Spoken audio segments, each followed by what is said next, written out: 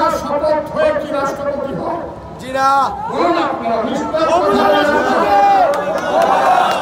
ইন্ডিয়ার প্রধানমন্ত্রী মোদী 14 সালে যখন প্রধানমন্ত্রীর শপথ নেয় কেউ জানতো না মোদী বিয়া করছে, কেউ জানতো না। কিন্তু মোদী 17 বছর বয়সে একটা বিয়া করে বউরে সে ছেড়ে দিয়েছিল হিন্দুদের তালাক না। মোদী বলল আমি জাতির সামনে সত্য কথা বলে আমার শপথ বৈধ। কাজে আপনারা দেখেন আমি 17 বছর বয়সে একটা বিয়া করেছিলাম, এখনো আমার বউ ওইখানে থাকেন, তার নাম হলো যশোদা বেন। সাংবাদিক সাহেব কথাটা ঠিক না নাকি? হামিদ সাহেব যখন শপথ নেয় সারা বাংলাদেশের মানুষ স্টুডেন্টের মানুষ তো অবশ্যই আপনারা বসেছিলেন টেলিভিশনের সামনে। আমার দেশের একজন সন্তান রাষ্ট্রপতি, গৌরবের ব্যাপার। উনি কি লিখলেন? লিখলেন তার 3 ছেলে, 1 মেয়ে, 1 স্ত্রী। কথাটা সত্য না মিথ্যা? সত্য। ওইটাই লিখলেন।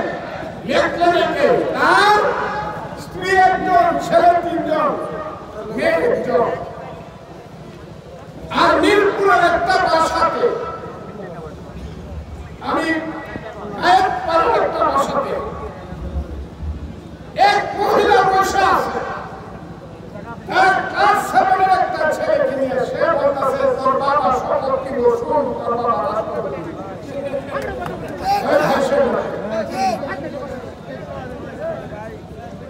কিন্তু যখন টেলিভিশন খুলে শপথ নিল তখন টেলিভিশনের সঞ্চালক বলতে শুরু করলো উনার 3 ছেলে, 1 মেয়ে, 1 স্ত্রী।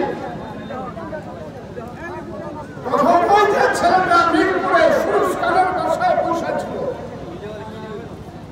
সেই ছেলেটা ক্লাস 7-এ পড়ে কাঁদতে কাঁদতে মায়ের জিজ্ঞাসা করলো, মা তুমি যে বললা এই লোকটা আমার বাবা লাগে, তার তো 3টা ছেলে আছে, এটা আমি কার ছেলে মা? আপনার কথাটা বুঝছেন? আমার কথাটা বুঝছেন?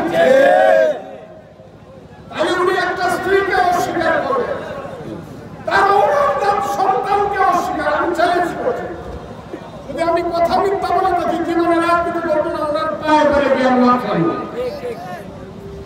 উনি বলেন ওনার একটা পরিবার আছে কিনা, একটা সন্তান আছে কিনা, সেই সন্তানের নাম জয় কিনা।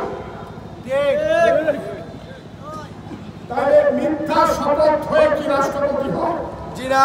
বলুন আপনারা।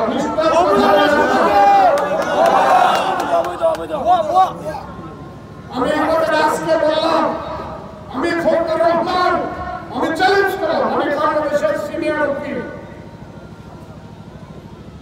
দিন আসবে মানুষ জিজ্ঞাসা করবে আব্দুল হামিদ যে 2013 সালে শপথ নিয়েছিল 3 ছেলে, 1 স্ত্রী, 1 মেয়ে, এটা সত্য ছিল কিনা? যদি সত্য না হয় তার শপথ অবৈধ ছিল, আর শপথ অবৈধ হলে রাষ্ট্রপতি অবৈধ।